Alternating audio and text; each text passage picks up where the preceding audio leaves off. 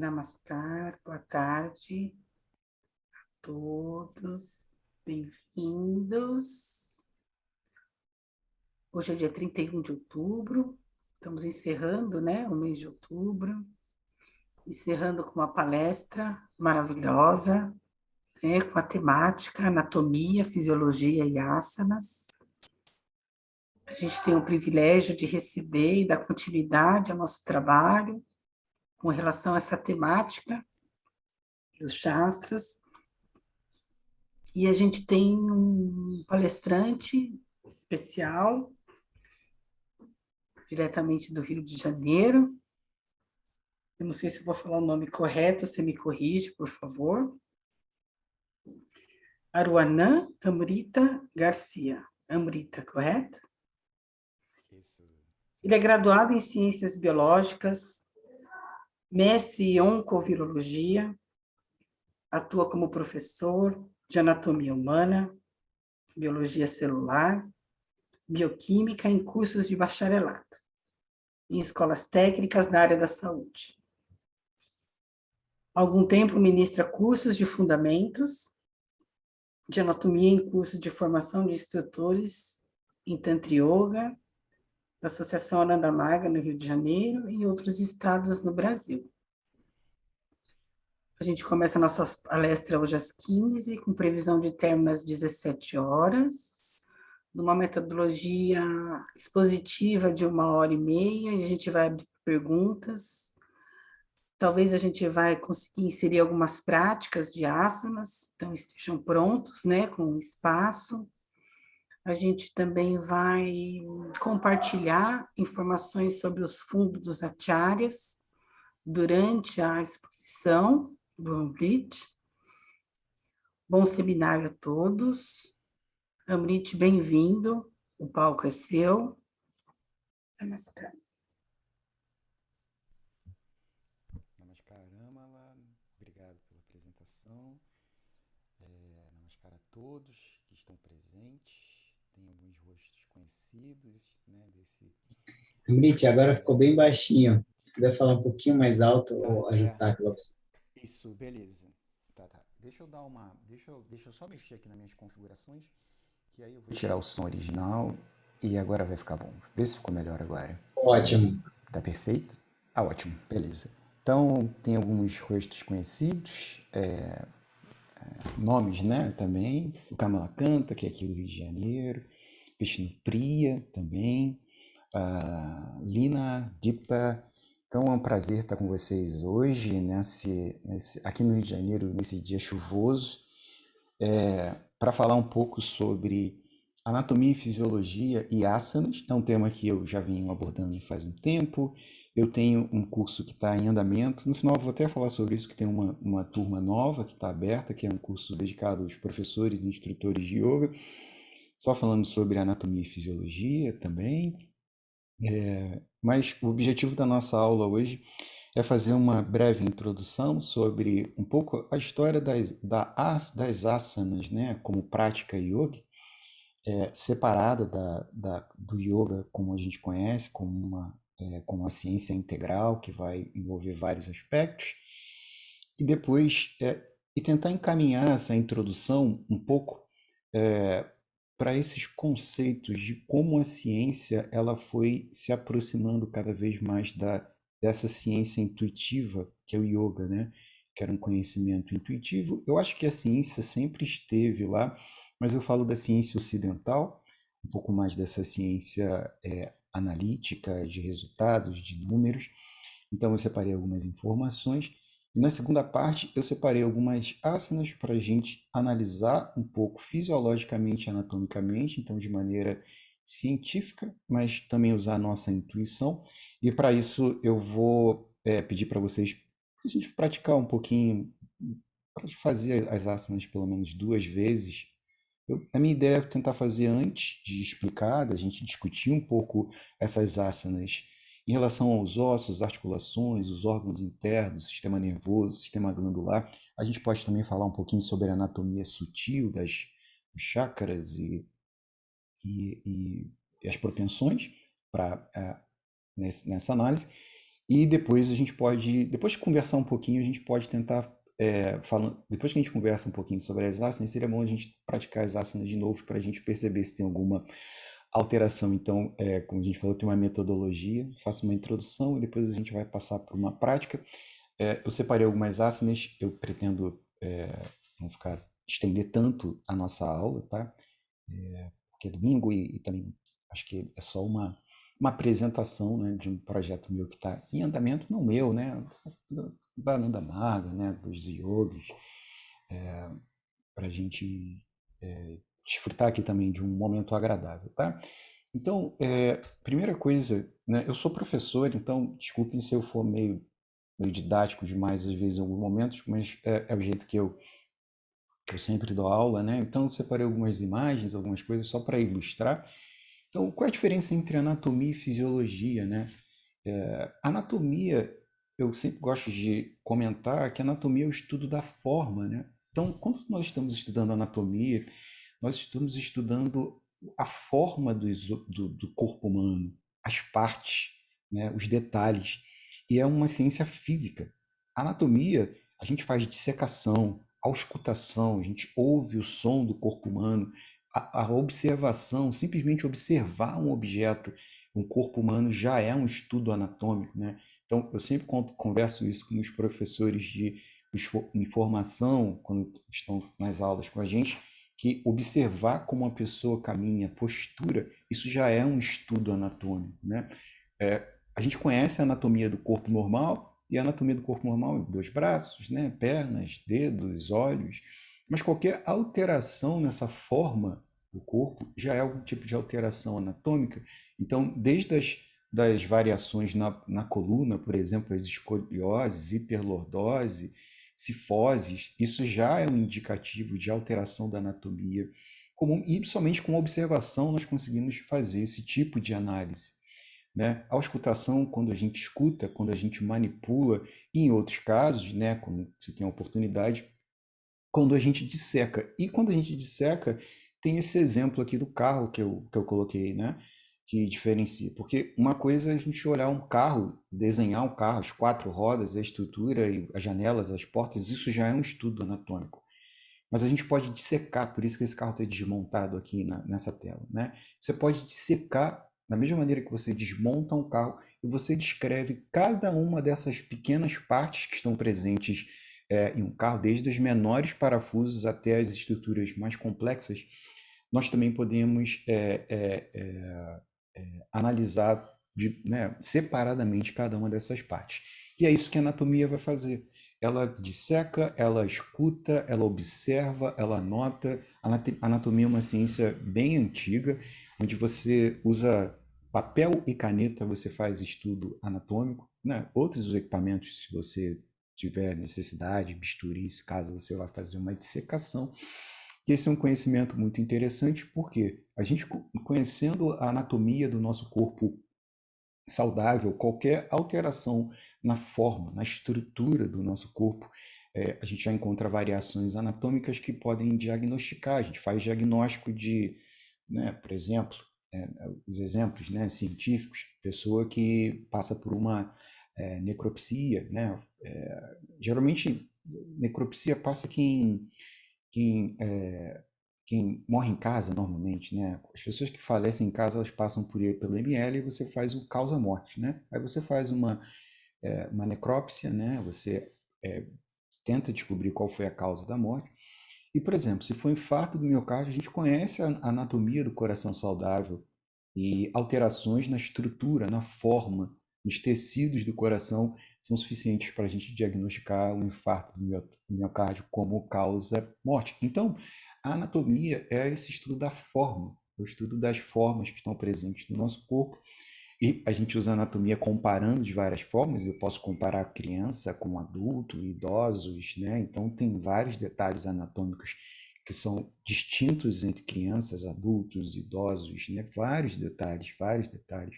Um deles interessante, a gente não vai ter muito tempo para falar sobre isso, então já vou adiantar, é o timo. Essa glândula que está aqui atrás do nosso externo, né?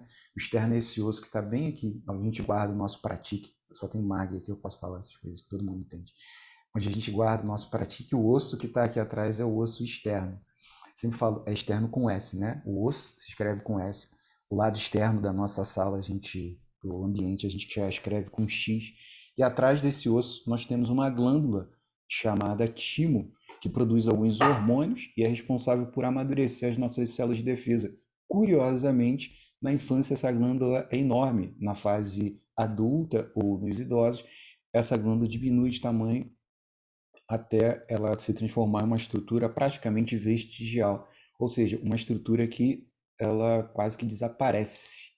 Dizem que o timo, né, aqui conversando, ele está associado com o nosso Anahata Chakra e dizem que pouco desenvolvimento do Anahata pode aumentar ainda mais a diminuição dessa glândula, né, dessa glândula que é o timo. Tudo bem. Então, essas são um exemplo de diferenças anatômicas entre crianças e adultos, né? Existem outras diferenças também brutais que nós vamos encontrar. O joelho nos recém-nascidos ele não está formado. O que a gente chama de moleira, que é fontanela nos bebês, ela ainda, as placas cranianas elas ainda não estão estruturadas e tudo mais. E isso é o que a gente vai chamar de anatomia. Por outro lado, nós temos a fisiologia. A fisiologia, um complementa o outro. A anatomia e a fisiologia, elas se complementam. Porque aí eu botei esse carrinho bonitinho, repare a placa dele, CH00000. Alguém trocou ali no Photoshop. Esse carrinho vermelho bonito, que ele está andando numa estrada. E isso é fisiologia. Uma coisa é eu descrever como é a roda, como é a porta, como é o motor. Outra coisa é eu colocar um carro para funcionar. Eu saber onde eu coloco a chave, eu colocar a gasolina, eu apertar o acelerador, engatar a primeira marcha e o carro andar. Outra coisa é eu descrever como o motor funciona. explosão, pistão, a caixa de marcha, a parte elétrica. Isso é fisiologia. A fisiologia é o funcionamento, são os processos dinâmicos do nosso corpo.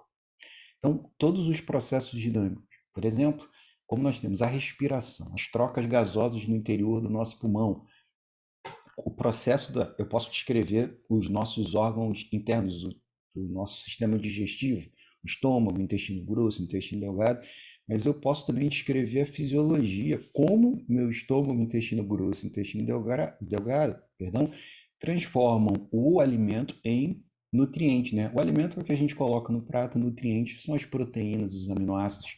Isso é fisiologia. Aí eu vou explicar das glândulas, das enzimas, do movimento do estômago. Então, eu preciso de muitas outras ferramentas. E a fisiologia geralmente é um pouco mais abstrata, porque a gente vai lidar com processos, é diferente da gente lidar com estrutura. Então, quando você lida com processos, ainda mais num corpo que os processos normalmente são moleculares, são celulares, a gente precisa de uma capacidade de abstração maior quando fala em fisiologia, quando fala em funcionamento. Mas a anatomia e a fisiologia elas se complementam. Para eu entender como ocorre a digestão, eu preciso entender como é que funciona como é que é a estrutura do estômago, como é a estrutura interna no intestino delgado. Então, as duas ciências elas se complementam, tá? No estudo da medicina ocidental, como a gente estuda o corpo humano, a gente divide esse corpo em sistemas, né? Então é simples, é básico, mas é só uma lembrança, né? E esses sistemas são os ossos, que a gente chama de sistema ósseo, que é a estrutura do nosso corpo, né? O que vai dar sustentação, não só o corpo humano ele tem detalhes impressionantes, porque nenhum dos nossos sistemas tem uma única função, são sempre funções variáveis, assim, né? Por exemplo, os ossos a gente acha que ele é só uma estrutura, né? Para deixar a gente com a cabeça dura. E também, né? Porque os ossos é que vão dar forma para o nosso corpo. Mas além dos ossos darem forma para o nosso corpo, os ossos eles também vão proteger os órgãos internos, as costelas, por exemplo, né?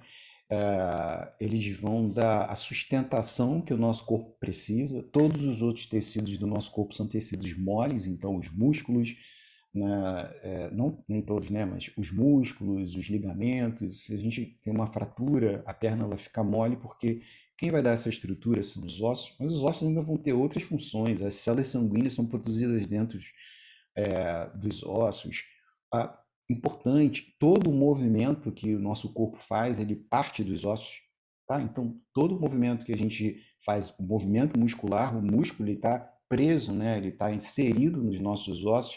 Então, para que ocorra o movimento do nosso corpo, a gente precisa dessa conexão dos ossos com os músculos. Então, só para ilustrar aí como essa função de todos esses sistemas é sempre bem complexa, né? Então, nós temos aí os músculos, né? O segundo desenho, o sistema nervoso, que vai.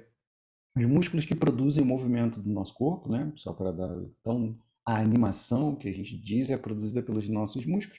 O sistema nervoso ele é um sistema de controle, então ele está controlando e está conectando o nosso corpo com o ambiente externo através dos sentidos, mas não só isso, o sistema nervoso ele vai controlar funções internas do nosso corpo, o pensamento, a mente, né?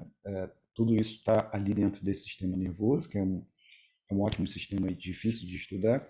O sistema glandular, tão famoso para a gente, né, para os yogis, que são as glândulas, né, são as glândulas que nós chamamos de glândulas endócrinas, são aquelas glândulas que produzem uma grande quantidade de hormônios que, de maneira bem simples, esses hormônios eles interagem com as células do nosso corpo e modificam o metabolismo, modificam o funcionamento do nosso corpo. Então, nós temos hormônios que vão acelerar o metabolismo, deixam o metabolismo mais lento, hormônios que vão amadurecer células de defesa, controlar a quantidade de açúcar, a insulina, o glucagon que está presente no nosso sangue, hormônios que vão participar quando a gente está o cortisol, por exemplo, é um hormônio que em situações de estresse esse hormônio está em altas quantidades na nossa corrente sanguínea.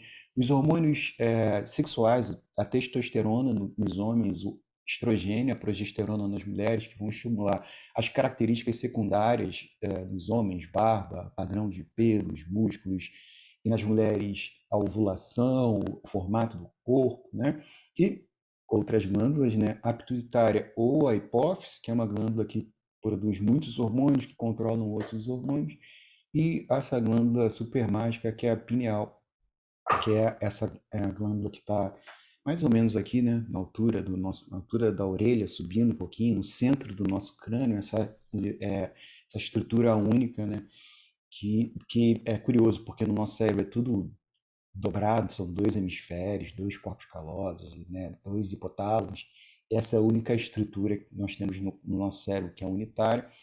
Tem muita informação sobre a pineal, né? Antes de começar essa aula, eu queria falar sobre pineal, queria falar sobre a anatomia da pineal e asanas, né? E comecei a pesquisar, acabou que eu decidi ao longo da semana ir mudando um pouquinho meu tema, mas eu fiz algumas pesquisas interessantes, né? Falando de como a pineal é uma glândula importante. Primeiro, né? As referências de Baba, de né, Piaçarcar, né, Baba, como a gente chama carinhosamente, né, é que as glândulas elas controlam, né, uma glândula superior ela controla uma glândula inferior, então a pineal ela está controlando a pituitária e todas as outras glândulas, né, e isso é a parte interessante, né, além de ser um dos principais centros, né, ali, né, psicoespirituais que a gente tem, essa glândula, parte das nossas práticas e lições, elas estão associadas com essa glândula, ela produz um hormônio que se chama melatonina, esse hormônio, ele controla a qualidade do nosso sono, tá? E a gente, normalmente, ele é fotossensível, tem coisas bem interessantes quando falo da pineal, ele é extremamente fotossensível, então ele respeita ciclo circadiano de dia e noite. Quando a gente está no ambiente escuro, a quantidade desse hormônio aumenta na nossa corrente sanguínea. Durante o dia, esse hormônio para de ser produzido, a melatonina, e serotonina é produzida, é convertido em serotonina no nosso cérebro também, que é um hormônio que vai dar a sensação de prazer. E tem alguns experimentos bem interessantes. Dizem que é o terceiro olho, né? A glândula pineal é o terceiro olho. E sendo a glândula pineal o terceiro olho, tem experimentos que colocam pessoas, por exemplo, em uma sala sem entrada de luz, uma pessoa em uma outra sala fechada também, escura, sem entrar luz. E quando você pede para as pessoas imaginarem o objeto que está na sala do outro lado, nas salas separadas, né? Quando você pede para uma pessoa imaginar o objeto que está lá, e você coloca alguns sensores que captam fótons, né? Fótons são aquelas pequenas partículas, né? Como a luz viaja, né? Através de fótons. Esses sensores, quando uma pessoa imagina o objeto que está na outra sala, tem sensibilidade nas duas salas aos fótons. Então, olha que interessante, isso faz parte lá da minha pesquisa para falar sobre a pineal, que acabou mas eu vou colocar aqui para a gente discutir um pouquinho. Então, olha que interessante, quando uma pessoa ela imagina um objeto em outra sala, os fótons que em parte são produzidos lá na pineal, os equipamentos eles conseguem captar a sensibilidade a esses fótons, tanto na sala onde a pessoa está, quanto na sala do outro que está o objeto também. Isso nos leva a quê? Que pode ser mesmo que a pineal ela pode ser o nosso terceiro olho, porque se ela está emitindo fótons e ele está viajando nos dois ambientes, provavelmente é uma tentativa desse terceiro olho enxergar o que está à nossa volta, né? Interessante, bem interessante. Mas, continuando, o sistema cardiovascular, quando a gente tem um coração e vasos sanguíneos, o sistema urinário, o sistema reprodutor masculino, né, reprodutor feminino, o sistema linfático, extremamente interessante, mobiliza muitos líquidos no interior do nosso corpo. Prática de yoga, sempre falo isso, faz com que a gente perca líquido. Às vezes a gente faz, né, faz uma aula de yoga e depois fica urinando o dia inteiro, é porque você faz drenagem, a contração, o relaxamento dos músculos ajuda na drenagem do nosso corpo. O sistema respiratório, fundamental e básico, né, nas nossas práticas, quase toda prática de yoga depende da respiração. A gente sabe que desde as asanas até a meditação, em parte a gente vai fazer isso através da nossa respiração. Então é bom entender um pouco a fisiologia e o funcionamento desse sistema, né? Respiração profunda, capacidade do pulmão, são coisas interessantes para a gente entender aí nas nossas aulas, né? Por quê? E sistema digestório para fazer a digestão aí dos nossos alimentos. E aí eu falo assim, qual a importância então de você estudar anatomia e fisiologia na prática de asanas, né? Primeiro, autoconhecimento e autoestudo. É um pouco que a gente vai fazer aqui no final da nossa aula, né? Porque quando a gente se conhece, quando a gente começa a entender nossos processos fisiológicos, né? É uma parte de autoconhecimento mesmo, né? E não só isso, você entender onde é que tá o coração, onde está o estômago, onde está o fígado, em qual lugar está o baço, né? Qual o tamanho do meu pulmão, qual é a mobilidade que uma coluna normal tem. Então, esse estudo a gente tem que fazer, né? Como a gente começou falando em anatomia, é um autoestudo. Então, um bom professor de asanas, ele precisa conhecer primeiro o corpo dele e as limitações do corpo humano, não só dele, das outras pessoas. Então, o conhecimento de anatomia e fisiologia é bom para a gente ter essa visão também interna do nosso corpo, né? Não sei se vocês já tiveram oportunidade, mas ver a cadáver, né, assim, corpo, né, dissecado, tem muita gente que não gosta, né? Mas é incrível, é impressionante, porque a gente começa a ter uma outra visão que é o corpo humano mesmo, né? Que a gente acha que só vê isso em imagens, mas quando a gente vê fisicamente é meio chocante, mas é interessante, porque a gente vê as dimensões, as distâncias, né? As formas desses órgãos de uma forma geral, tá? Compreensão dos processos físicos e fisiológicos básicos do corpo humano, como a gente eu falei aqui, em digestão, produção de hormônios, né? É a base para a gente desenvolver partes da nossa prática, esse autoconhecimento passa por isso mesmo, né, desde o que faz bem, o que não faz bem para o nosso corpo, o que a gente come e não e nosso corpo, como o nosso corpo reage, né? Mas também as dores de onde elas vêm, né? Os sons do nosso corpo quando ele está sadio ou ele não está, quais são, das articulações, né? Então a compreensão física e fisiológica também desse corpo humano, as bases para a compreensão da anatomia sutil. Opa, legal. Aí, quando a gente fala assim, quando a gente entende o nosso corpo sólido, né, esse nosso corpo é a base que a gente vai utilizar para entender a anatomia sutil, porque a gente sabe os chakras ou plexos, como a gente chama, eles estão associados a regiões do nosso corpo, são glândulas ou determinadas é, regiões que têm mais de uma glândula em algumas situações. Então, quando a gente começa a entender a base física, essa mecânica do nosso corpo, é um bom passo para a gente começar a entender a ciência sutil, a anatomia sutil. Quando nós falamos sobre chakras, sobre nadis, quando falamos sobre hormônios e coisas que a gente gosta de falar muito nas aulas de yoga, compressão de glândulas, como essas glândulas elas vão reagir, né, às asanas, que basicamente as asanas elas vão mudar a secreção glandular, ou, né, na verdade, elas equilibram as secreções glandulares, né? E como os hormônios são moléculas que controlam o funcionamento do nosso corpo, assim como o nosso sistema nervoso, se você equilibra a secreção dos seus hormônios, você acaba equilibrando, como consequência, o seu corpo. Os hormônios eles não podem estar sendo produzidos em grandes quantidades e nem em poucas quantidades. Exemplos clássicos é aquela doença que muita gente tem, que é o hipotireoidismo e hipertireoidismo.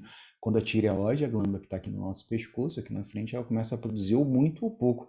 Isso causa desencadeia essa alteração nos hormônios da tireoide em vários efeitos bem desagradáveis. Sudorese, cada um dos os dois produzir muito, produzir pouco, produzem efeitos diferentes. Né? Por exemplo, o hipo, quando você produz pouco hormônio, engorda com facilidade, o corpo ele fica sonolência, tendência à depressão, sudorese, queda de cabelo, hipotireoidismo. No hipertireoidismo, o metabolismo ele acelera demais. E aí você começa a emagrecer rapidamente, exoftalmia, aquele olho que fica para fora. Então, as bases para a compreensão da anatomia sutil, que é você pressionar as glândulas, os chakras, propensões, o que vai fazer essa conexão entre essa anatomia sutil e a anatomia física, em parte são as nossas glândulas e os nossos hormônios, então o controle dessas secreções e o entendimento dessas ginades, né, vaios e vários termos que a gente usa nessa anatomia que nós chamamos de anatomia sutil, em parte também depende um pouquinho dessa anatomia sólida que nós temos no nosso corpo. Tá? Eu gosto muito de... Tem algumas citações de Baba que são muito importantes quando... Né, ainda mais pessoas que são cientistas, né? Quando nós falamos em anatomia sutil, a gente não está falando de algo místico, né? Algo não... Existem coisas que são só difíceis da gente... A ciência ela é materialista, ela precisa de objeto, ela precisa de coisas para contar, para medir. Mas o nosso corpo ele tem vários níveis de, né? Por exemplo, né? Como a gente vê, a gente tem 5 elementos básicos. A gente começa no sólido e termina no éter ou no aéreo. Mas do sólido para o aéreo já fica difícil. A gente consegue medir facilmente o peso de uma pedra, mas mede o peso de um, sei lá, de um espaço com oxigênio, né? Então, a ciência e você ter dificuldade de avaliar coisas sutis não quer dizer que elas não existam. Essa é a questão. Objetos sutis, essa ciência que a gente chama de anatomia sutil, ela está aí de alguma forma. Eu acho que a ciência tradicional, a gente não tem ferramenta ainda para fazer esse tipo de análise, né? Analisar, não sei, a energia do plexo, do chakra, como é que ela pode estar. A gente não tem essas ferramentas para fazer essas quantificações de maneira precisa que você, né? Ciência é uma coisa que você replica, você tem que fazer, outras pessoas precisam fazer igual também, né? Vamos lá. Prevenção de lesões, diagnóstico básico, né? Quando eu falo prevenção de lesões, um professor de asanas que conhece bem a anatomia, ele vai saber lidar ali com o corpo da outra pessoa e evitar lesões. Diagnóstico básico, você poder, né, se autodiagnosticar, se você entende qual é o funcionamento aí das suas articulações e seus músculos, dá para saber se você teve uma distensão ou se você teve uma contratura muscular. Então, se você entende a fisiologia básica do seu corpo, algum tipo de diagnóstico você vai fazer, diagnósticos básicos, né? Estou com dor no estômago, mas calma aí, onde é que é o estômago? Nem todo mundo sabe, por mais incrível que pareça, né? Porque né, não teve oportunidade de estudar biologia básica. Então tem gente que não sabe onde está aqui, né? Bem aqui entre as nossas costelas, quando acaba o externo, a gente já tem aqui o nosso estômago. Ou alguns outros órgãos, a posição dos rins, por exemplo. Então, se você, isso é uma coisa curiosa, por exemplo, os rins, eles estão nas nossas costas, mas na altura do cotovelo. Quando você abaixa aqui o cotovelo, o rim ele está mais ou menos nessa altura, mas muita gente acha que o rim ele está na lombar, né? E muita gente e às vezes as pessoas confundem, para vocês verem só, tem gente que confunde dor na coluna com crise renal. Por isso que geralmente quando você vai no ortopedista ele dá um soquinho nas suas costas para ver se você está com dor na coluna ou se você está com algum problema renal. Então, o diagnóstico básico você pode fazer só observando o corpo humano e fazer uma avaliação de limitações. Isso é uma coisa que os professores têm que fazer o tempo inteiro, né? Quando você tem um novo aluno, você tem que avaliar a limitação, capacidade de flexibilidade, força, né? E isso você entendendo um pouquinho do funcionamento, a movimentação, você pode também avaliar um pouquinho sobre essa avaliação aí de limitação. Bom, eu vou entrar aqui nessa parte que é um pouco mais de história e a gente vai para a gente falar um pouco sobre como essa ciência do yoga ela foi se modernizando, né? Primeira coisa, o yoga na Índia, né, nos séculos antes do século XX, né, uma ciência, o yoga é uma ciência mística, né, que vai desde os contorcionistas, né, até os grandes mestres, né, o Buda. E muita história tem sobre o yoga como os guerreiros, né? Os guerreiros, eles indianos, eles se consideravam imortais para assustar as outras pessoas, e eles falavam que eram yogis, que você não ia conseguir matar ele porque eles tinham a força do yoga, né? Então, o yoga, por trás do yoga, a gente sabe disso, né? Tem muita história, muita mística e tem muita coisa que a gente não consegue explicar, não conseguia explicar. E outra coisa que a gente sabe também, tem muito charlatanismo, né? Porque a gente sabe que os ingleses, né? Isso não é uma opinião minha, só uma citação, eles chamavam de vadios errantes sem reputação, os yogis, né? Que andavam e ficavam pegando dinheiro na rua das outras pessoas. E a gente sabe isso em todos os registros, e Pierre Sarkar ele fala sobre isso, que essas demonstrações de habilidades yogis é mera perda de tempo, e isso é uma coisa que nós não praticamos, né? E várias demonstrações, pode dar muitos exemplos diferentes. Mas um dos estudos nas demonstrações clássicas é o enterro ainda vivo. E lá, né, esse Marajá Ranjit Singh, ele, é, ele apoiou desses yogis errantes que andavam pelo oeste da Índia. O Ranjit Singh ele era um desses marajás que ele uniu o oeste da Índia. Ele era analfabeto, ele teve varíola, ele tinha esse olhinho meio fechado por conta disso. É, e ele dizem que era uma pessoa bem generosa, né? Ele não era hinduísta, mas ele ajudava muitos, né, com dinheiro, aquelas coisas assim, né? Histórico, ele fez grandes guerras, né? Dizem que ele era baixinho, feinho, mas gostava de andar só com mulher bonita em volta dele. Isso aí. E uma das coisas que ele apoiou foi que um yogi errante, ele circulava pelas terras dele e, e se propôs a um desafio de fazer esse enterro ainda vivo. Esse período você já tinha colonização inglesa na Inglaterra, né? E foi uma das primeiras vezes que pôde se observar, de fato, e registrar o enterro de um indivíduo vivo. Então, como é que eles faziam? Primeiro, tinha uma cripta. Uma cripta, eu acho que não é muito diferente de um mausoléu que a gente vê no cemitério, né? E dentro desse mausoléu, ele tinha 4 paredes, né? As 4 paredes eram abertas, né? Esse tipo de cripta. Eles fecharam 3 paredes, cavaram uma cova, pegaram esse yogi, né? Colocaram ele dentro de uma caixa, ele sentado em meia lótus, né? Sei lá, em lótus. Envolveram ele, né, dentro de uma cripta. E aqui é engraçado quando eu estava fazendo que eu fiz tipo enterro vivo. Aí você precisa a receita, né? Uma cripta, uma caixa de madeira onde você vai colocar o yoga lá dentro, o yoga sentado em posição de lótus, um pano de linho branco que é assim que foi descrito. Você envolveu esse yoga com esse pano de linho branco, uma porta fechada, né? Calma, ainda tem mais um detalhe.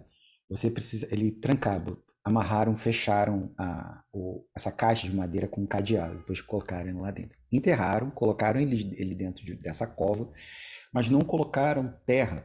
Não tinha terra, isso é importante, né? Não tinha terra. Botaram uma cova dentro desse espaço, dentro dessa caixa, a não ser 1,5 m abaixo, mas não tinha terra. Dizem que o Yogi ele ficou com medo das formigas. Ele falou: não, é um problema que eu posso ser atacado por formigas, eu não vou completar o meu desafio. Beleza. É, fecharam uma porta, pum. A porta foi selada com tijolos. A porta toda selada com tijolos. E aí começou essa experiência, né? Lá no reino do Maharaja Singh. 2 guardas ficavam na porta e durante 40 dias e 40 noites o Yogi ficou dentro dessa caixa.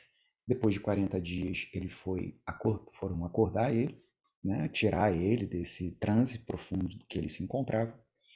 E o que aconteceu? Estava lá ele.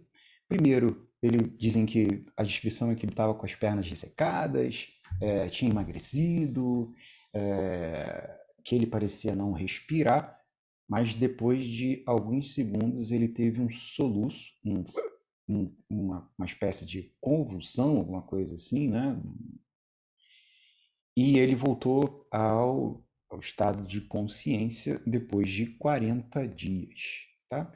Então, esse foi um dos primeiros registros, de fato, da presença desse feito, né, que são 40 dias e 40 noites dentro de uma caixa, e isso a gente chama de enterro ainda vivo, né, um enterro ainda vivo de um indivíduo. E é um feito impressionante, mas a gente vai ver que no futuro esse feito impressionante ele vai ganhar outros contornos, né? E quando a gente olha para a cultura do yoga na Índia, nesse período que a gente estava falando, a gente sabe, existiam os homens santos, os ashrams, os homens que iam para os Himalaias, né, os budistas, mas em sua grande maioria, como eu citei anteriormente, é, as asanas e o yoga era uma atividade de errantes, de pessoas que andam nas ruas da Índia praticando asanas, meditação, lendo mão, fazendo previsão, interpretando sonho. E isso, já nesse período, era algo bem não bem visto, né? Porque isso, segundo os registros, eram considerados mesmo assim, né? Pessoas que estavam ali, muitos deles meditando, né? Mas muitos deles também só enganando as pessoas. E essa cultura do yoga nesse período da Índia não era algo assim tão bem aceito. Sem dizer, quando a gente fala no Tantra, né? Porque o Tantra ele traz para o Tantra era uma das formas mais radicais desses yogas. Por quê? Tinham rituais relacionados ao sexo, como a gente sempre ouve aqui no Ocidente a vida inteira. Existe o Tantra Agori, que é aquele Tantra onde eu já vi vídeo disso, né? Né? Que eles comem carne humana, que eles bebem líquido de fluidos dos cadáveres. Então, existe uma radicalização ali do Tantra, e o Tantra estava associado com o Yoga, e o Tantra relacionado com o, o, o desenvolvimento ou a iluminação através da energia sexual, que isso fazia com que o Yoga ele fosse muito mal visto na Índia, né? Pelos indianos mesmo, né? E pelas, pelas organizações e pelos estrangeiros.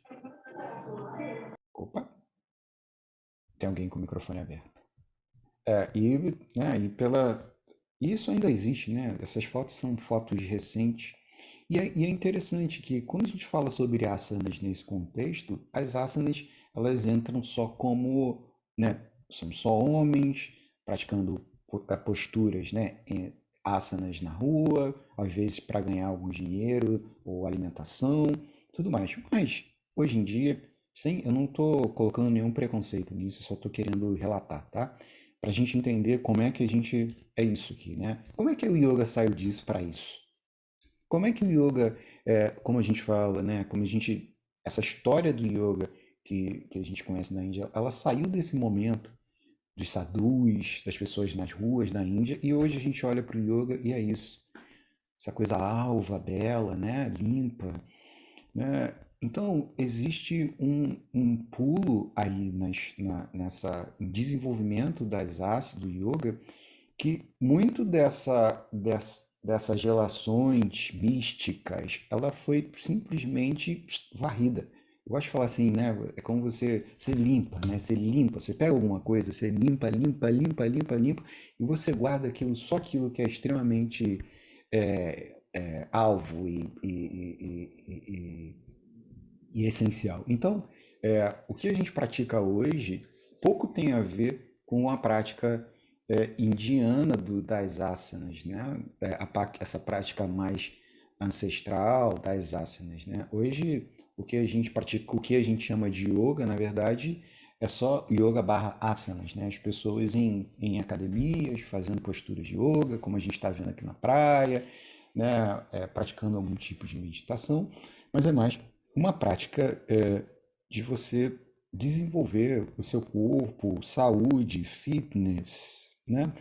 E o interessante é uma pergunta, como isso mudou? De qual momento da história do yoga ele sai de um yoga que a gente vê aqui dos sadhus e agora a gente pratica yoga assim, né? Que é uma coisa que está acessível a todas as pessoas, está em todos os lugares, né? Que nós praticamos. O yoga que a gente pratica é muito mais parecido com esse do que o yoga dos sadhus. Embora o yoga da Ananda Marda ainda tenha vários elementos super importantes que a gente vai comentar ainda.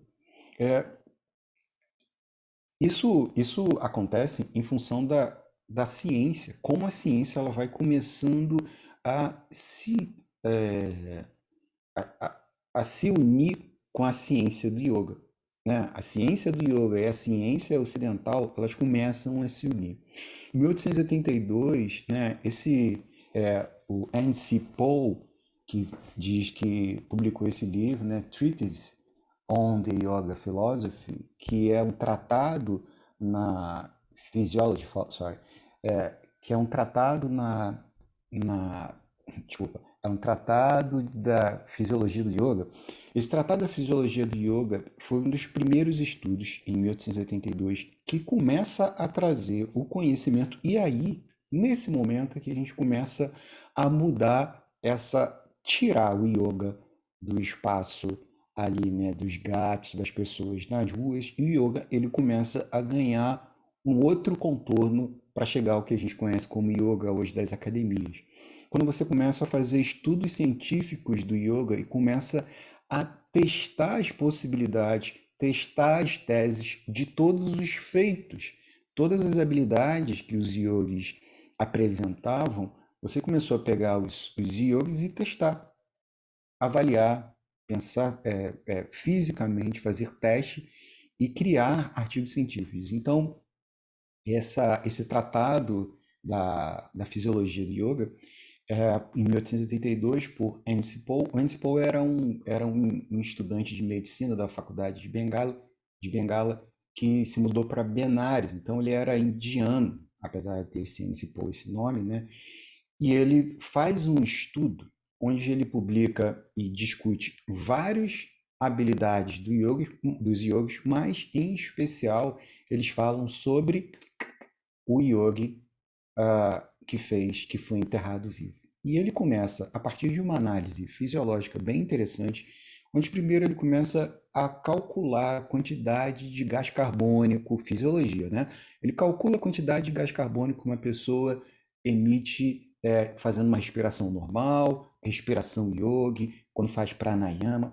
Então, ele começa a avaliar qual é o consumo de oxigênio, qual é a liberação de oxigênio que as pessoas vão fazer em diferentes situações, e ele associa a respiração yogi, onde você diminui demais, né? Então você pensa lá, o yogi que foi enterrado vivo, que ele, em algum momento, ele, talvez nesses 40 dias, a respiração dele em um alto nível de concentração, ela pode ter chegado a uma ventilação pulmonar por minuto, isso diminuiria, segundo o N.C. Paul, isso diminuiria a produção de gás carbônico, e isso, menos consumo de gás carbônico diminuiria a velocidade do metabolismo, colocaria ele em um estado de hibernação.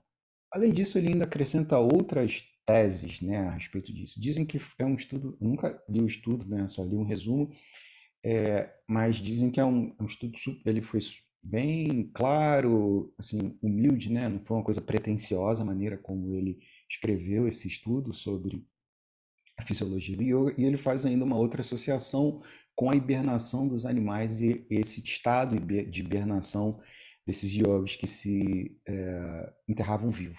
Ele diz que em cavernas onde os animais hibernam, o próprio gás carbônico, as cavernas são sempre seladas, né?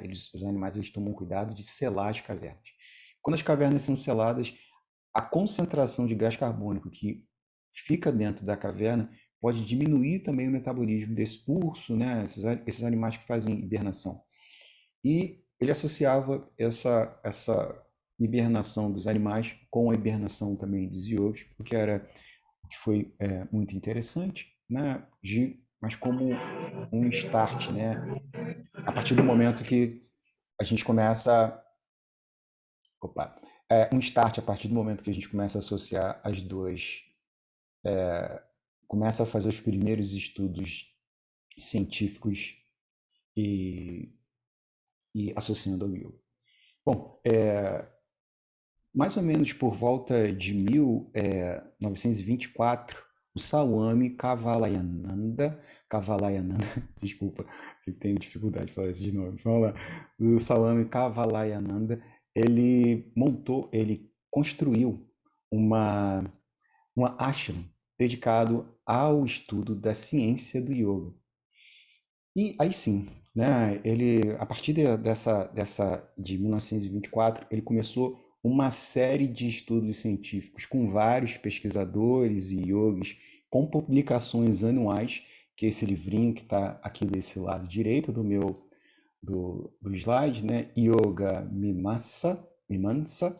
O Yoga Mimamsa era uma revista científica onde ele publicava anualmente vários estudos científicos que eram feitos. Aqui no meio a gente está vendo, existiam equipamentos de fisiologia mesmo, para medir o fluxo de oxigênio, equipamentos para avaliar a pressão arterial, vários, né, equipamentos de eletrocardiograma, para avaliar a fisiologia do yoga, para tentar descobrir se as alterações fisiológicas descritas pelos yogis eram de fato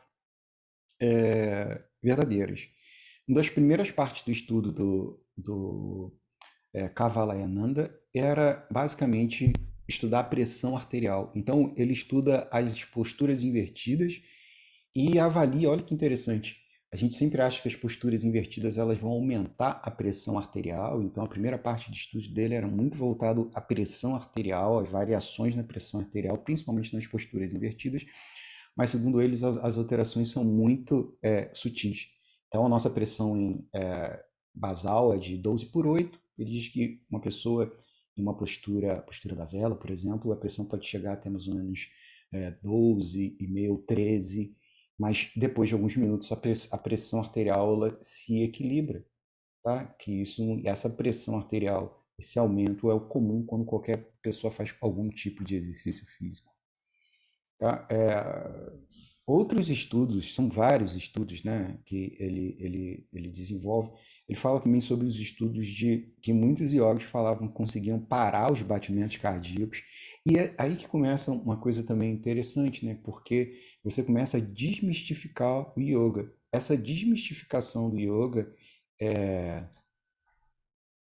essa desmistificação do yoga é que vai... Deixa eu aumentar um pouco o meu microfone. Não sei se está baixo para vocês. Espera aí, agora. Essa desmistificação do yoga é o que vai transformando esse yoga em uma ciência, como a gente vê lá, aquela transformação do yoga místico para essas asanas que nós praticamos hoje em dia. E ele também avalia essa habilidade que vários yogis tinham, descreviam de parar os batimentos cardíacos, né? E ele não conseguiu observar isso em yoga nenhum. O máximo que ele conseguiu observar são os yogis que faziam um tipo de arritmia, ou seja, o batimento cardíaco sinusal é tum-tum-tum-tum, né? Pum-pum-pum-pum, como a gente sente, escuta o nosso coração. O máximo que eles conseguiam fazer é uma espécie de arritmia, pum-pum-pum, pum-pum, mudar um pouquinho o ritmo do coração. Então, essa aí são o princípio dessa ciência do yoga, como ela começa a ganhar esses contornos. E um dos últimos estudos, o Swami Kavalayananda, ele tinha um apoio muito grande da sociedade indiana, porque estava próximo ali da independência da Índia, e os indianos eles começaram a resgatar esses valores, né, os valores ancestrais da Índia. Uma dos maiores bens que a Índia tinha era o yoga, como a gente sabe, né? O yoga, a gente fala da Índia hoje em dia, uma das primeiras coisas que a gente vai falar é falar sobre o yoga. Então tinha muito apoio para você transformar o yoga em uma ciência, em algo que pudesse representar a Índia. Então o Gandhi era amigo do Swami, então todas as pessoas admiravam muito ele e o trabalho dele. E uma das outras coisas que ele fez, né, que está no currículo dele, é, primeiro, aula de yoga para as mulheres, que até então não existiam, as mulheres não praticavam asanas, né? E ele praticamente ele fala sobre asanas, né? Segundo, as aulas coletivas são atribuídas a ele. Ele que começou com a ideia de fazer aulas de asanas coletivas. Até então, lá na Índia antes da década de 20, a gente não via, a gente sabe que o yoga ele é reservado aos ambientes fechados, né? As pessoas praticavam yoga nos seus em ambientes fechados, né? E o mais legal de tudo é que ele, com o intuito de avaliar os yogis que se enterravam, né, vivos, ele criou uma cripta em especial dentro do seu ashram para testar esses eventos. Como é que ele fez? Ele agora fez um buraco que tinha mais ou menos 6 metros de profundidade, 2 por 2, né, 2 de largura, 2 de comprimento, que ele colocava os yogis que que descreviam esses eventos aí de 20, 40 dias, 50, 40 dias, né, de ficar enterrados, vivos, e ele colocava as pessoas lá dentro, mas ele tinha algumas coisas. Primeiro, todo era feito de tijolo, com várias massas, várias mãos de tinta na parede. O yoga era colocado dentro dessa cripta. A entrada da cripta era fechada e vedada. Não podia entrar nenhuma, não tinha entrada nenhuma de oxigênio no interior dessas criptas. E o que foi provado? O que aconteceu? Será que a gente teve 40 dias de pessoas que ficavam lá, 40 dias e 48 noites? Não.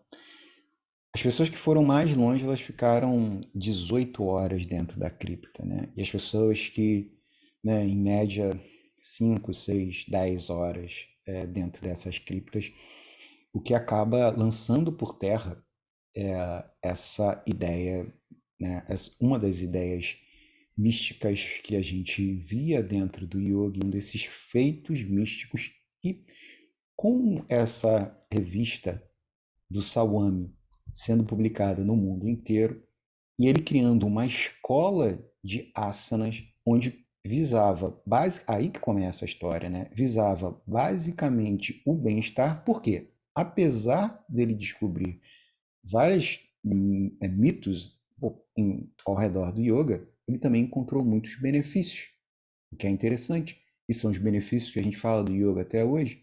Ele, né, como a gente viu, ele trabalha as nossas articulações, a capacidade cardiovascular, os nossos músculos, as nossas glândulas. Então, todos os benefícios do yoga, de fato, eles foram comprovados, além de cair por terra toda essa mística em torno do yoga.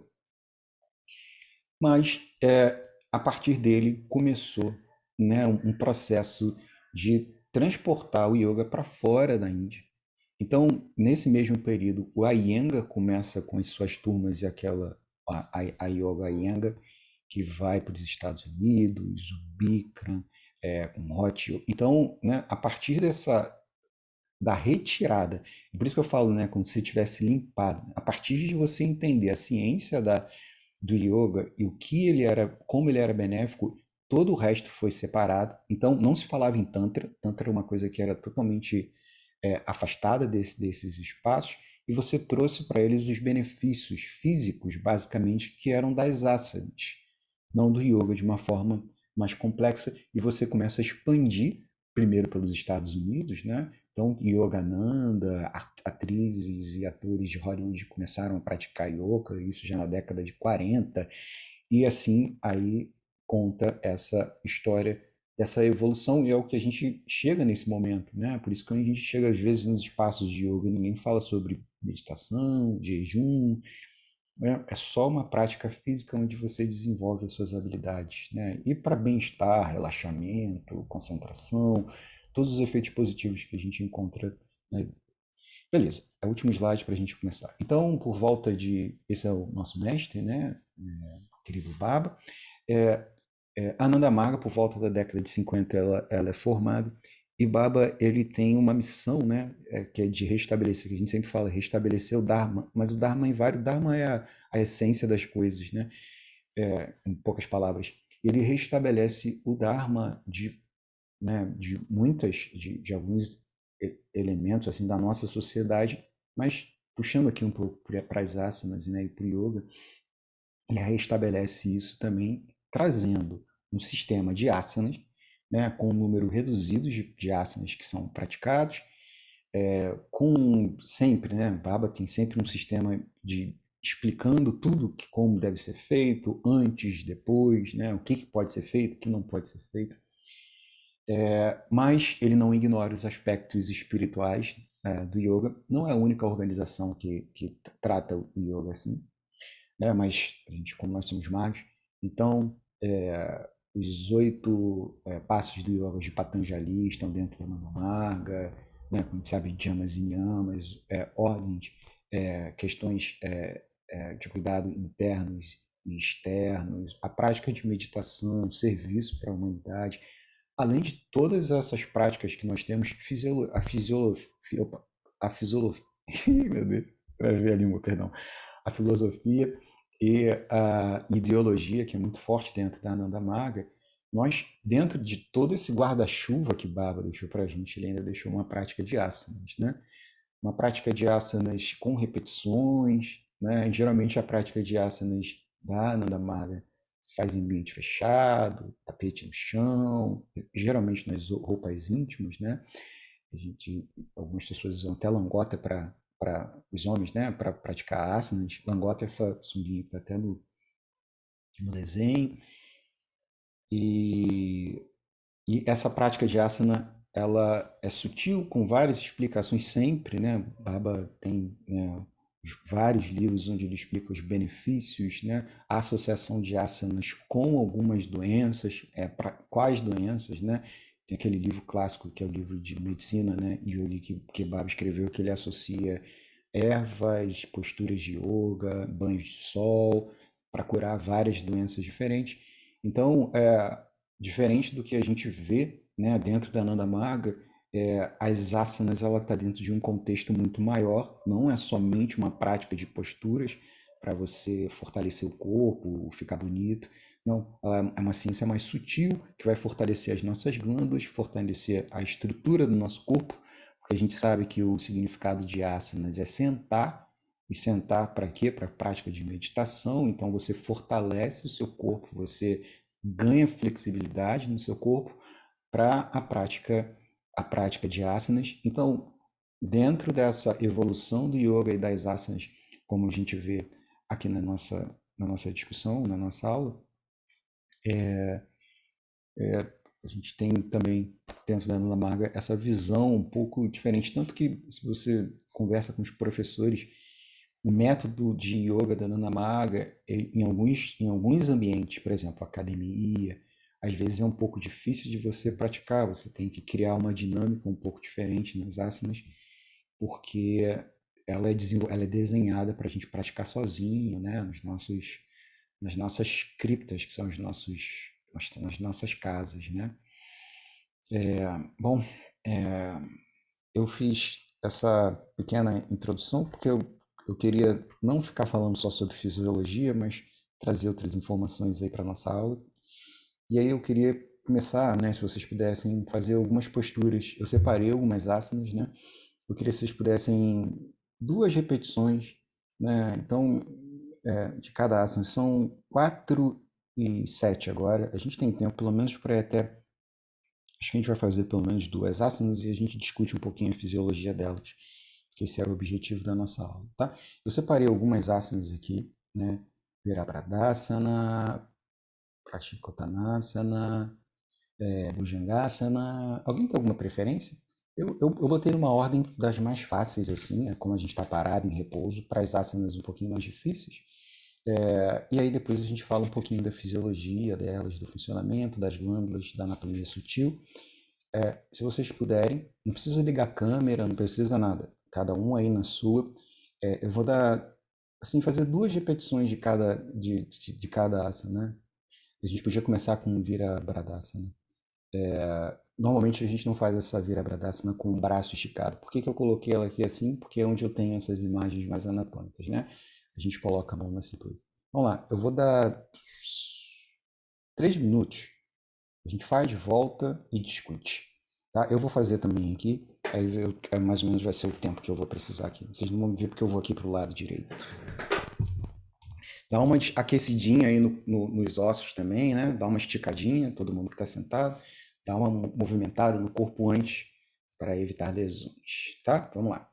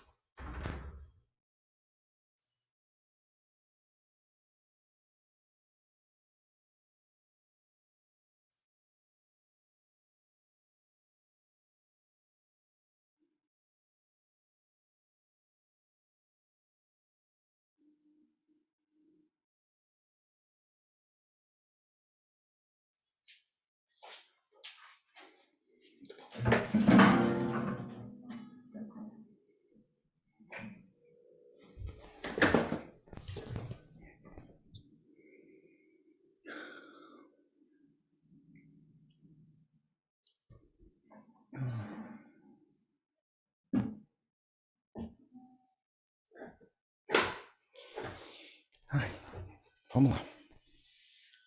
Foi. Eu já fiz a minha aqui rapidinho. Mas é interessante, né? Eu pelo menos estava aqui falando, né? E só de levantar um pouquinho, esticar o corpo já, eu pelo menos já estou sentindo um fluxo diferente, assim, né? Energético. E aí vamos começar a falar um pouquinho sobre essa asana, né? Primeiro, eu coloquei essa asana de propósito quando eu coloquei ela com uma asana em pé, para a gente começar falar sobre essa asana que a gente faz em pé. Primeiro, é uma postura de equilíbrio, não é? É uma postura que a gente vai precisar apoiar todo o nosso corpo apenas em um pé, né? São vários grupos musculares básicos que estão associados com essa asana. Basicamente, a parte posterior do nosso corpo, ou seja, a musculatura paravertebral, toda essa musculatura que está aqui ao lado das nossas vértebras, a musculatura posterior da nossa perna também. Mas só que ela trabalha de maneira diferente. Enquanto que a perna que está no chão, a gente vai usar esses músculos. Aí eu vou usar aqui as ferramentas que eu costumo usar quando eu estou dando aula. Tá, deixa eu. Peraí. Deixa eu ver aqui. Rapidinho. Cadê? Só um minuto. Só achar o meu atlas de anatomia. Tá sempre aqui comigo. Não é isso que eu quero. Aqui. Aqui. Então, eu uso um atlas de anatomia, a gente pode mostrar um pouquinho a estrutura desses músculos, né? Porque a ideia é essa, né? Quando a gente começa a falar de anatomia e fisiologia, a gente... Então, esse atlas é um atlas online. Esse nome aqui, ó, Zygote Body, se vocês quiserem. É só entrar no buscador aí do Google que vocês vão encontrar.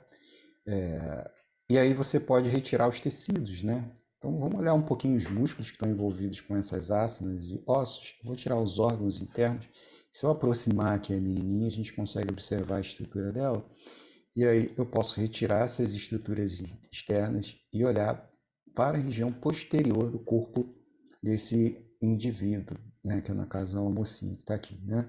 Então, basicamente, quando a gente faz essa postura, a gente vai ativar isso aqui que a gente chama de bíceps femoral, essa musculatura que está aqui, posterior da nossa coxa, mas ela vai trabalhar de forma diferente, né?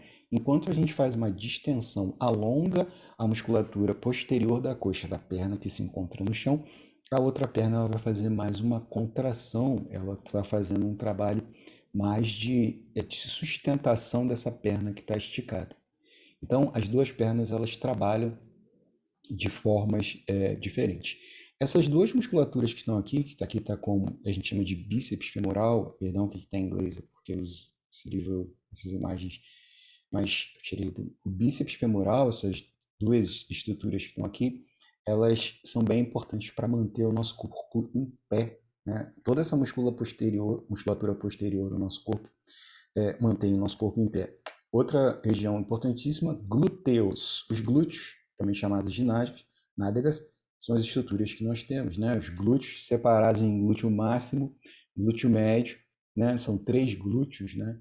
Também é uma região muscular, que tem muito músculo, né? O glúteo é uma região bem densa, muscular, e que é super importante você ter flexibilidade, alongamento, não só nos glúteos, mas também nas estruturas mais internas. Eu posso retirar o glúteo, a gente tem vários outros músculos menores, que são os piriformes, esses músculos que estão aqui dentro, eles são importantes para quando a gente vai sentar, alongamento e flexibilidade nesses músculos, são importantes para a gente conseguir, por exemplo, fazer a látis completa ou ficar sentado muito tempo e manter a estabilidade ali da nossa coluna, né, por causa dos glúteos. Vamos lá.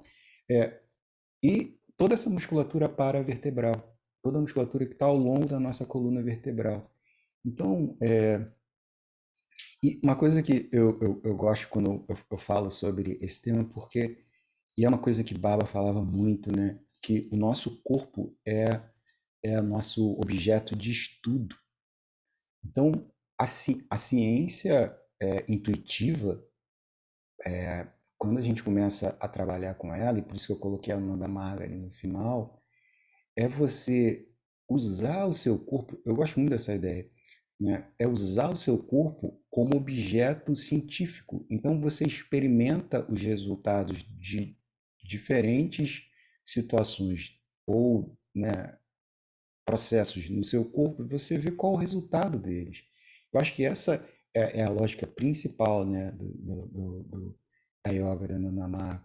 É você experimentar no seu corpo, no seu próprio corpo, o processo, a fisiologia, o que acontece, o que muda. Então, isso é uma coisa que Baba fala muito, você tem que sentir. Você tem que experimentar na sua própria estrutura. Então, quando alguém fala para você, não coma alho e cebola, beleza, tudo bem. Você come, não come, experimenta, vê qual resultado tem, vê quando não come o que acontece. Mas você tem que experimentar isso. A gente não pode acreditar em alguma coisa que simplesmente falaram faz e ponto. Porque aí, se a gente fala, se a gente está só repetindo coisas que falaram para a gente está só fazendo o quê? Dogma, né? Coisa que a gente sempre fala o tempo inteiro. Dogma é isso, a gente simplesmente repete. Não pergunta nem por quê, mas será que funciona para mim? Né? Então, toda essa musculatura paravertebral e toda essa musculatura que eu estou mostrando posterior do nosso corpo, ela estabiliza a posição do nosso corpo. A tendência do nosso corpo é cair, a cabeça ela ir em direção ao joelho, né? Então, o que mantém o nosso corpo em pé é toda essa musculatura paravertebral, que curiosamente, esses músculos que eles começam lá no pescoço e terminam aqui no cóccix, né? Nessa região final do nosso glúteo, eles é que mantêm a estabilidade da nossa coluna vertebral. E eles são os músculos que doem quando a gente senta para meditar e depois de um determinado período. Eles é também que acontecem aquelas contraturas que a pessoa fica travada, que são esses músculos que estão aqui. E curioso, muitas das pessoas que têm dores nas costas, nem sempre é por causa dos ossos, das vértebras, das articulações. Em muitos casos são esses músculos aqui que eles se encontram ou fracos demais, e isso é uma coisa ótima, porque o yoga, as práticas de asana fortalecem essa musculatura, ou eles se encontram fortes demais. E as práticas de asanas com o alongamento, o esticar, você também vai equilibrar o tônus dos músculos e vai diminuir, de fato, aí essas dores, que são as dores causadas por causa de contratura, músculo muito forte ou às vezes o músculo fraco demais. Os dois aspectos aí eles vão afetar o funcionamento da nossa coluna. Tá? E aí eu faço uma pergunta. Chakras. Qual chakra que essa postura ela estimula? Essa é uma pergunta boa para os yogis. Podem responder, alguém pode abrir e falar. Fala comigo. Estou aqui falando sozinho várias horas. Qual seria? Pensa aí, mas pensa na postura. Vocês fizeram a postura antes. Quando vocês fizeram a postura, ele pode ter estimulado alguma região em especial. Vocês sentiram alguém? Se habilita? Não sei, o primeiro chakra, eu pelo menos senti assim mais essa região do quadril quando faço essa postura. Sim, sim, sim, sim. Engraçado, eu sinto o Anahata Chakra. E vocês? Assim, cada um pode ter uma visão, né? Assim, eu também acho que tem a ver com o segundo chakra, o Swadhisthana, ou o Manipura, porque a gente está contraindo muito essa região ali do quadril. Quem mais falou alguma coisa? Alguém quer completar? Eu pensei no Muladhara, Ana? na base, o chakra da base. Isso, Muladhara. Isso, Muladhara, né? Porque como a gente está movimentando ali essa região do quadril, também o Muladhara ele pode ser ativado também. Como eu falei, vamos fazer o seguinte agora. Eu já expliquei mais ou menos a anatomia, um pouquinho ali dos músculos principais. Vamos fazer essa mesma postura de novo, 2 vezes, igual a gente fez. E aí vamos reparar, e eu gostaria que vocês prestassem atenção nos detalhes que eu falei.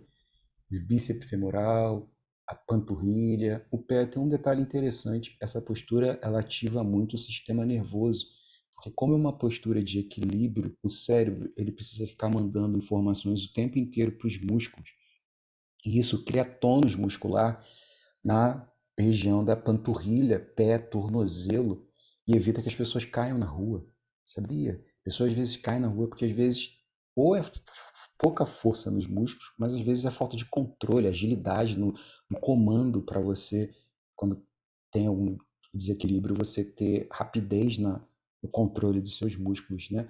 Vocês já perceberam, só um exemplo antes de a gente fazer, vocês já perceberam que tem aquelas placas que elas ficam vibrando para fazer exercício? É a mesma coisa. Quando a gente fica ali na ponta do pé e o nosso pé começa a vibrar, o sistema nervoso ele começa a mandar muitas informações e os músculos eles ficam trabalhando de maneira antagônica o tempo inteiro. Isso faz com que a gente estimule o sistema nervoso também a controlar, e isso cria mais tônus muscular. Por isso que tem aquelas placas, fazer exercício em cima daquelas placas faz com que o cérebro estimule mais os músculos e você às vezes ganha um desenvolvimento muscular maior por causa daquelas placas. Mas aquilo é perigoso porque às vezes causa arritmia, né? A vibração pode alterar a frequência cardíaca. Vamos lá. Então, os músculos posteriores, os paravertebrais, os glúteos, o bíceps femoral, o gastrocnêmio e os chakras. Vamos lá. 2 vezes.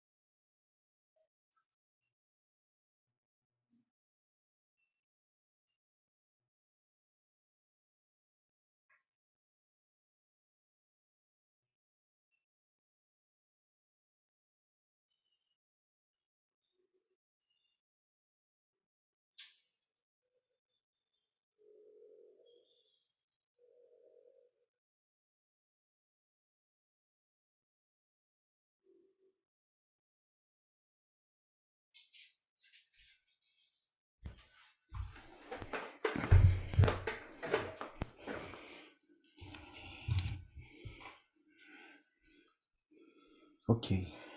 É rápido. A gente tem pouco tempo. Vamos lá. Impressões. O que vocês acham? Amrit, só um comentário, algumas pessoas escreveram no chat. A Cibele disse que associou ao sexto chakra, e a Lu Olina também ao Vishuddha, mas também trabalha a concentração. Vai trabalhar também o quinto chakra? Ela perguntou. Uhum.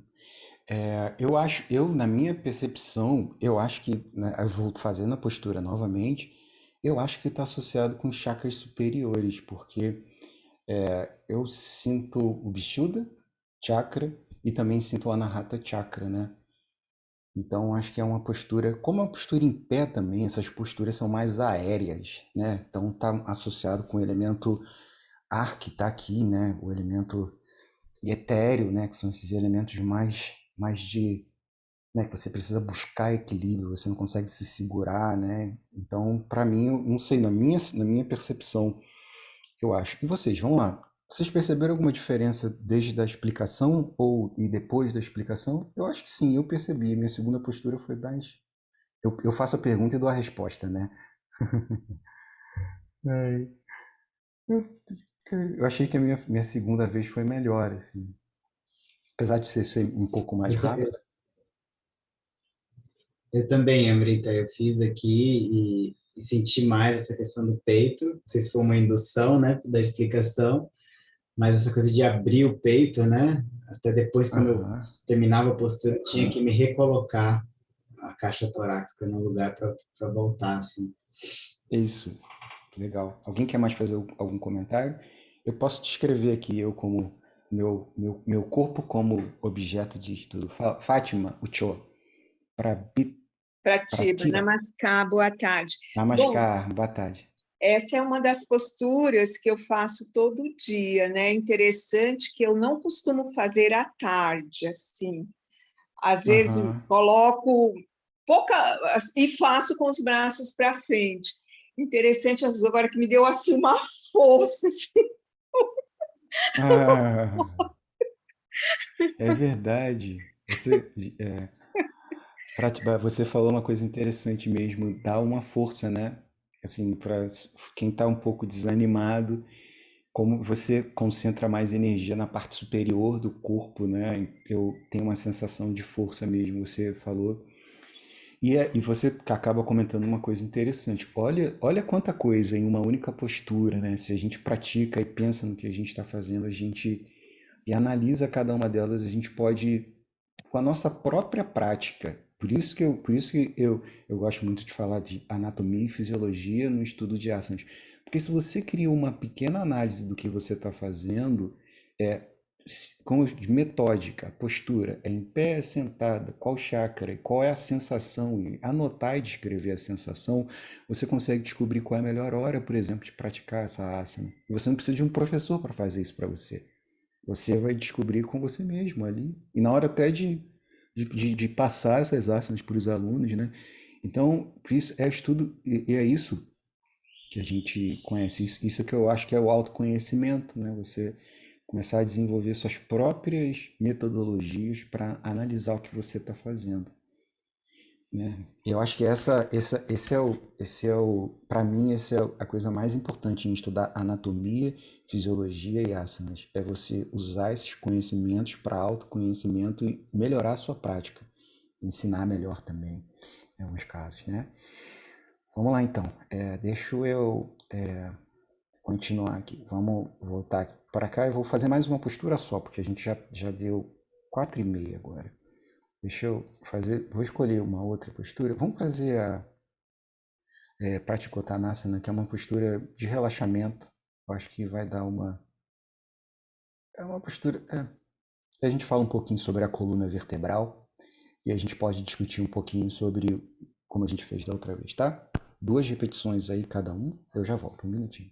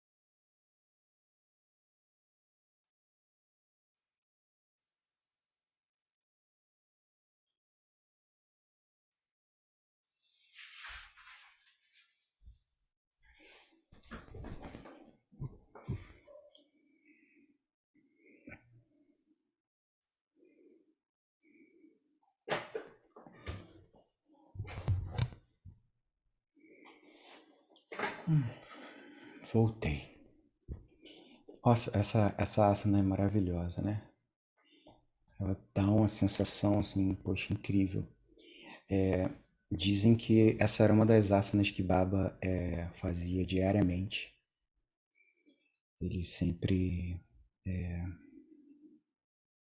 fazia essa postura, que é uma pinça que a gente chama também. Até a calma, né? Até minha voz ficou mais calma. Então vamos lá. Primeira coisa, o grupo de músculos, os músculos que são utilizados, são os mesmos grupos, é toda a musculatura posterior do nosso corpo. Mas a postura anterior, a gente usava a contração da musculatura do nosso corpo para estabilizar a nossa coluna reta e para que a gente pudesse também esticar as duas pernas, né? Aqui não. A gente está usando tanto o bíceps femoral, isso que a gente chama de gastrocnêmio, é a panturrilha, e a musculatura paravertebral da nossa coluna para fazer o que exatamente? Para distender, a gente faz distensão, alongamento. E a tendência natural do nosso corpo, se a gente ficar em pé, é que a cabeça cai, a gente vai cair para frente, né? Mas ao longo do nosso dia, mesmo sentado nas cadeiras, o que o nosso corpo está fazendo o tempo inteiro? Um esforço incessante para manter a nossa coluna ereta, para se manter em pé. E basicamente, quem está trabalhando são esses músculos posteriores. Então, quando a gente faz essa postura, uma pinça, basicamente a gente distende, alonga toda essa musculatura, tanto os glúteos que trabalham para a gente ficar em pé o tempo inteiro. Então, a musculatura da região lombar, que é essa região onde eu estou, deixa eu mostrar aqui no slide, essa região aqui, ó, a região lombar, que é uma das regiões que mais sofrem, porque ela apoia todo o peso da nossa coluna, né? Então, faz a distensão dessa musculatura, que causa, né, dor lombar, é uma coisa que quase todo mundo tem em algum nível. Também, né? E eu gosto quando eu olho para essa imagem, eu queria mostrar, só como um detalhe anatômico, vou voltar para o meu atlas de anatomia, é mostrar um pouco da coluna vertebral. Eu tenho um outro atlas de anatomia bom que eu uso aqui nas minhas aulas, que eu vou usar com vocês, porque ele tem uma boa imagem. A coluna vertebral, né? Então, a coluna vertebral é essa estrutura em forma de S, que ela apresenta uma mobilidade, e uma das coisas super importantes de prática de asanas é ganho de mobilidade. A tendência é que o nosso corpo ele tende a perder mobilidade com o tempo, né, por causa da idade, envelhecimento dos tecidos, principalmente das articulações. E um dos benefícios do yoga comprovados é que a prática de asanas retarda o envelhecimento, principalmente das estruturas da coluna vertebral. Quando eu falo retardo o envelhecimento, deixa eu ver, vou botar aqui junto com os ossos. Quando eu falo retardo envelhecimento, principalmente da estrutura que está aqui entre os discos intervertebrais, né? Que a gente vai entre os ossos, as vértebras. Essa aqui é uma vértebra, a gente aqui não está aparecendo porque o slide não mostra, mas temos os discos intervertebrais, que é aquela estrutura, uma cartilagem que tem a hérnia de disco, e existe ressecamento de disco, hérnia de disco, protusão de disco, e todos os... E quando você pratica essas posturas onde você torce a coluna, quando você faz esse movimento de pinça, você cria espaço, aumenta a lubrificação dos discos, libera a musculatura, os ligamentos, os tendões que estão em volta da coluna vertebral, e isso faz um bem incrível para a saúde da nossa coluna, que é algo que, infelizmente, é algo que vai sempre ser meio precário na nossa espécie, porque por nós sermos bípedes, né, nós temos dificuldades, a gente tem um preço por ser bípede, e quem mais sofre no nosso corpo, na verdade, é a coluna vertebral. Então, todos esses movimentos de torção, esses movimentos de pinça, onde a gente levemente torce a nossa coluna, é muito bom. E lembrando uma coisa importante, quando a gente faz a postura do ponte, arco, todas essas são ótimas para a coluna, mas a gente tem que tomar cuidado para evitar lesões, porque yoga também machuca, a gente sabe disso, né? E lembrar que as nossas vértebras elas fazem movimentos muito sutis, elas se movimentam pouco. Então, se você quer ter como resultado a movimenta... Deixa eu só sair daqui. Se você quer ter como resultado a movimentação da sua coluna, elas se movimentam pouco as vértebras, né? Uma vértebra, ela movimenta um pouquinho. O que vai fazer a coluna se movimentar é a resultante. Então, uma movimenta pouco, a outra mais um pouquinho, a outra mais um pouquinho, a outra mais um pouquinho. E essa movimentação, o alongamento e todas as torções, elas vão abrindo espaço, né, lubrificando esses tecidos. A gente sempre tem que lembrar que as articulações não têm vasos sanguíneos, então depende do líquido que está em volta, então depende de uma lubrificação também. Isso aí vai ajudar muito na saúde, para diminuição de dor, né, na coluna. Sempre, eu falei isso no outro slide, falei isso, o equilíbrio da nossa coluna está em força e alongamento. Se você tem a coluna só forte, você vai ter problema, dores nas costas. Se você tem a coluna muito alongada, você também vai ter dores nas costas. Porque muito alongado você fica com pouca força para sustentar os ossos. Muita força você começa a comprimir os próprios ossos. Às vezes as pessoas estão com dor na perna, aquela dor ciática, e é o próprio músculo que está tão forte que está comprimindo o nervo. Ele começa a estrangular o nervo que está por ali. Então, essa combinação de flexibilidade e força é o que vai deixar a saúde da nossa coluna melhor. Pergunta: quais são os chakras que estão associados com essa asana?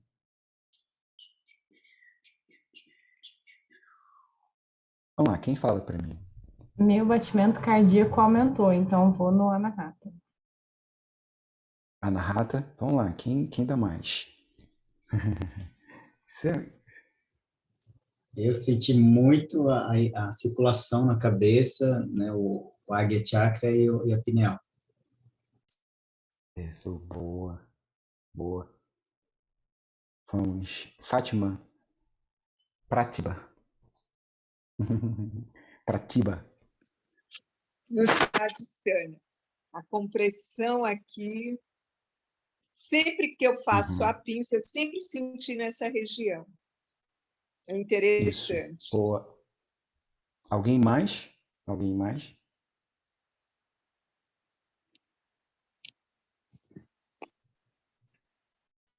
Tá. Ah, Então, olha só. Alguém quer ter? duas pessoas só no chat. A Cibele falou do Muladhara e a Lina disse que todos os chakras. Todos os chakras. Tudo bem. Eu vou dar a minha opinião. Acho que ninguém está errado, né? Isso aqui não é uma, existe uma, mas eu também eu fico aí junto com a Pratiba. Na minha prática eu senti muito essa região do Swadhisthana e Muladhara Chakra, a base da minha coluna, porque a parte maior, a compressão que a gente está fazendo é basicamente nesses chakras. Isso vai depender um pouco. Eu sou pouco flexível, tenho pouca flexibilidade. Por exemplo, eu não consigo fazer essa postura com a cabeça entre os dois joelhos. A minha postura ela fica com uma angulação um pouquinho mais alta.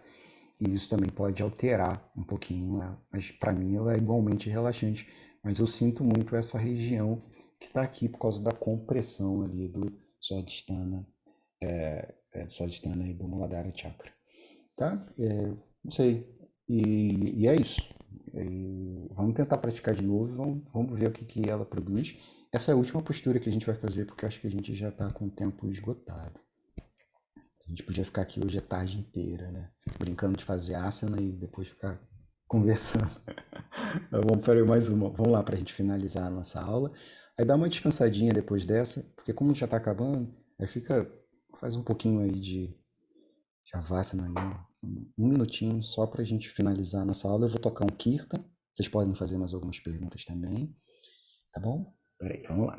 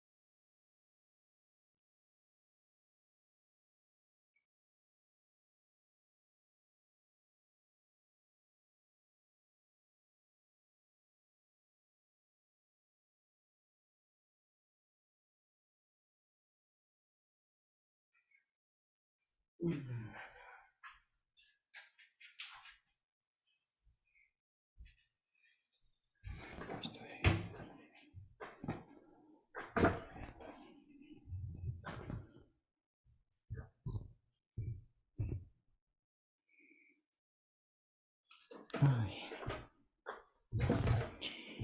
então é isso. Acho que é só. Eu acabei.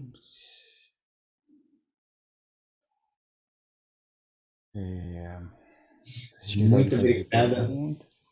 Muito obrigado, Amrit. Eu estava levantando aqui do Shavasana. Tudo bem, tudo bem. Que percepção maravilhosa, né? Essa parte anatômica das asanas.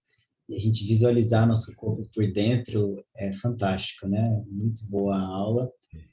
Gente, quem Obrigado. gostaria de abrir o microfone, fazer algum comentário, alguma pergunta, por favor. Eu quero só agradecer, Namaskar. Eu gostaria, Namaskar. Obrigado. eu gostaria de agradecer, porque foi assim fantástico. Foi uma viagem que eu fiz, voltei à faculdade, sabe? Principalmente quando você falou de dissecar o corpo. Olha, é maravilhoso que eu passei por essa fase, tal. É muito, quero agradecer mesmo, né? Foi muito bom mesmo. Gratidão. Namaskar. Abita. Namaskar, muito obrigado. Obrigado. Eu queria, eu falei isso no início da aula, eu tenho um curso que se chama Anatomia do Yoga, que curiosamente está com uma turma aberta, a inscrição para uma turma aberta. É um curso, vou vender o meu peixe agora, né, já que a gente...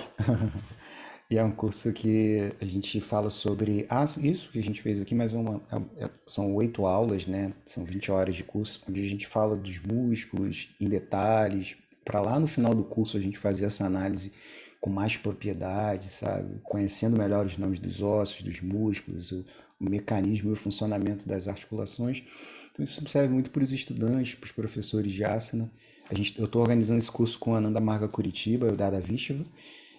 Vai começar a partir de sexta-feira que vem, dia 5 de novembro. Então, quem tiver algum interesse, pode entrar em contato comigo. Vai ser um prazer contar com a presença de vocês. Não é, parece que tudo vai meio junto, né? Assim, nem a coisa vai acontecendo, mas foi meio coincidência. Eu estar no mesmo momento que está abrindo, né? Ser convidado também, talvez porque eu estava fazendo a divulgação do curso, mas acho que a gente é uma família, a gente vai se ajudando aí em todas as coisas, tá bom? Namaskar para todos. Amitra, eu posso tocar o Namaskar. Kirtan? Só queria dizer que Posso foi tocar o muito bom, Kirtan? como sempre, né? Eu vou tocar um Kirtanzinho, só para a gente acabar aqui com a nossa aula. Amrit, Deixa eu você ver. gostaria que eu divulgasse o número do seu telefone aqui no chat para quem tiver interesse em participar do Sim, curso? Posso sim, colocar aqui no chat? sim, Tá, claro, claro, claro. obrigada. Se vocês quiserem saber do curso, entra na Nanda Marga Curitiba no Instagram, porque lá tem divulgação, valores, horários, todas as informações. Tem um contato do Dada Viz, vocês podem falar com ele, se vocês quiserem. Na Nanda Marga Curitiba. Fácil, fácil. Só procurar Instagram ou Facebook que vocês vão encontrar o material de divulgação do curso, tá? Vou aqui, um Kirtan, só pra gente terminar.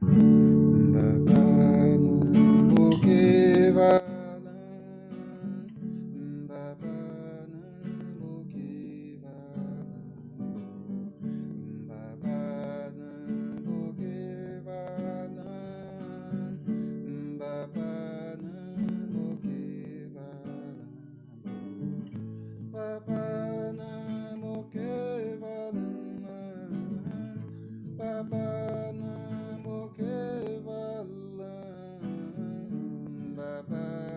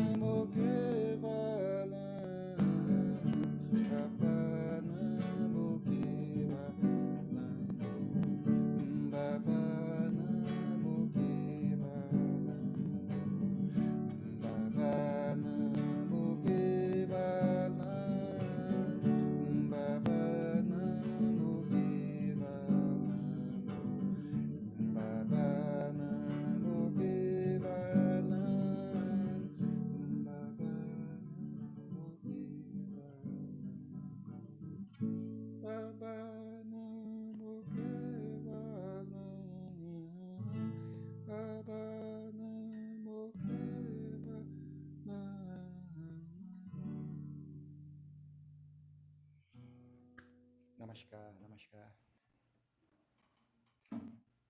Namaskar, muito obrigado, Amriti.